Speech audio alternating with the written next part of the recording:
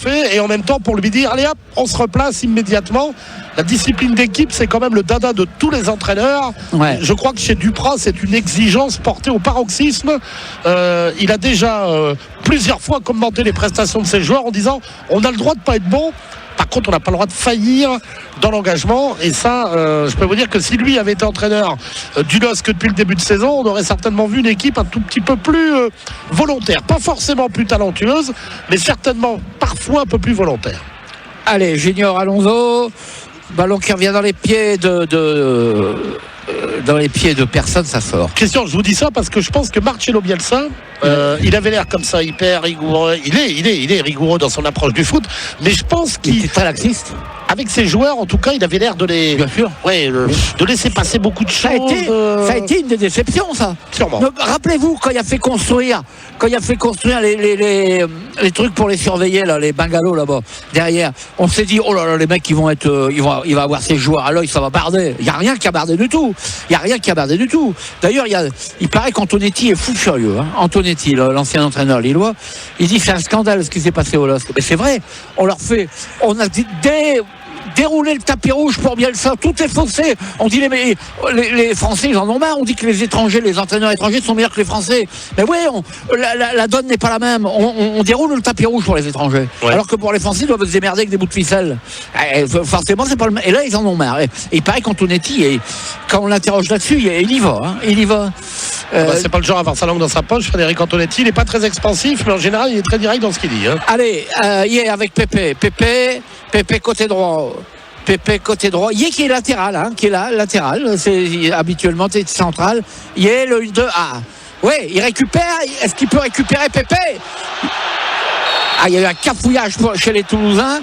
Que dit monsieur l'arbitre? Confond? Alors, il dit que le latéral gauche de Toulouse, qui s'est un peu vautré devant Nicolas Pépé, quand il était au sol, il a touché le ballon de la main, ce qui fait que l'arbitre a laissé l'avantage aux Lillois, mais comme les Lillois n'ont pas exploité ce ballon au bord de la surface de réparation, il est revenu à la faute, Benoît Billot, en disant qu'il y avait coup franc pour le LOSC. Mais heureusement que c'était pas 50 cm de plus de l'autre côté.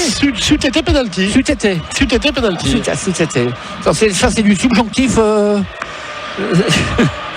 Mortani disait des fois c'eût été. Allez, il va y avoir donc un coup franc et Monaco mène 1-0.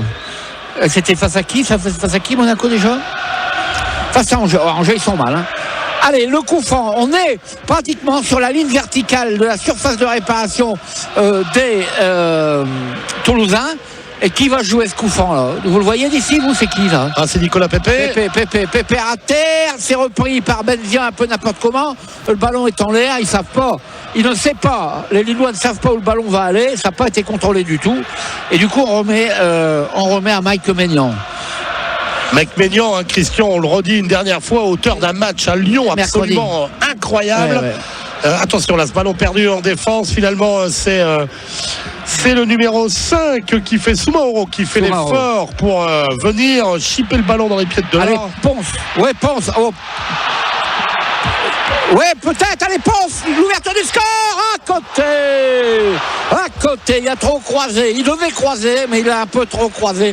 Mais enfin, la passe était bonne, tout était bien. Vous avez vu, entre le moment où Soumaoro s'arrache pour récupérer le ballon dans les pieds de l'or, relance de Maignan au pied, et là, en 3 passes... Il y a eu 10 secondes.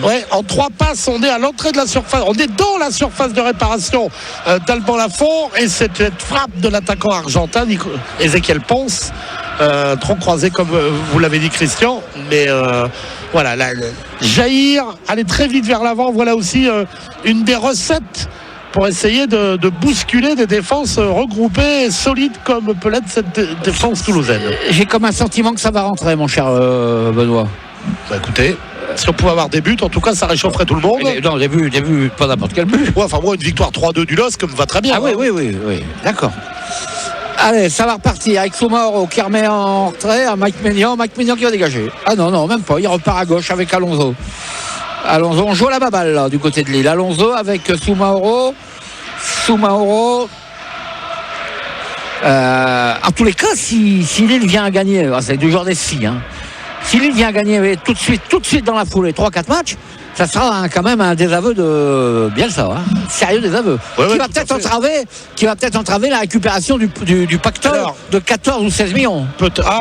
Non, ça je pense que c'est indépendamment des résultats de l'équipe, mais en tout cas, Christian, ça prouverait qu'il se serait à moitié trompé. Pourquoi ? Parce que les joueurs, c'est lui qui les a recrutés. Ah oui. C'est le casting qu'il voulait. Oui, je suis d'accord. Si ces joueurs-là sont capables de terminer la saison 6, 7, 8e, on ne sait jamais, avec une énorme série de victoires, ça voudrait dire qu'ils avaient du talent et que c'est le schéma tactique de Marcelo Bielsa qui était en cause. Voilà, le schéma tactique.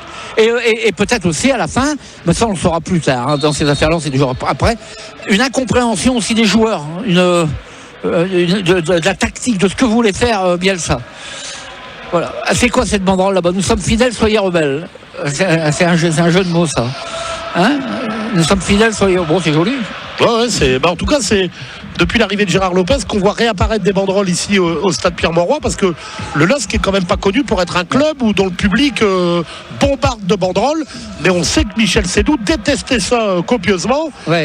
Michel Seydoux, il voulait un public de spectateurs et pas de supporters. Allez, il ne se cachait pas. Silla, attention, il remet le ballon dans l'axe, ça on écarte du côté de Toulouse, côté droit, avec Corentin Jean, il y a Delors qui essaye d'aller chercher ce ballon, il ne peut pas, le ballon qui va sortir. Ça va être un 6 mètres pour Mike Maignan. On joue depuis quoi ? Écoutez, on joue depuis 17 minutes, il est largement temps, mon cher Benoît, de faire la première pause. C'est qui réalise ? C'est Vivien, c'est notre ami Vivien, notre grand spécialiste du football. Voilà Vivien, 16-17 minutes de jeu, 0-0 toujours ici à Lille. France Bleu Sport. Le match revient dans un instant. France Bleu Matin. Comment ça se passe dans la Baignoire ? Comment ça se passe dans le Cambrésis ? Je suis en vacances chez ma maman, qui écoute France Bleu Nord depuis des années. Comment ça se passe également dans le Valence-Sud-Ouest ? Il y a un autre accident après, encore. 03 20 55 89 89, on fait la route ensemble. France Bleu Matin. C'est toute l'info de notre région, mais aussi d'ailleurs et de partout dans le monde. Dès 6h, un point précis sur vos conditions de circulation. La météo, on vous dit comment vous habiller avant de partir au travail ou à l'école. Et puis les jeux, la bonne humeur et les loisirs. France Bleu Matin, avec toute l'équipe, dès 6h sur France Bleu Nord. Cette année encore, Aumont sera la capitale de Noël. Du 14 au 18 décembre, venez découvrir le Christmas Music Festival. 3 jours de concerts gratuits.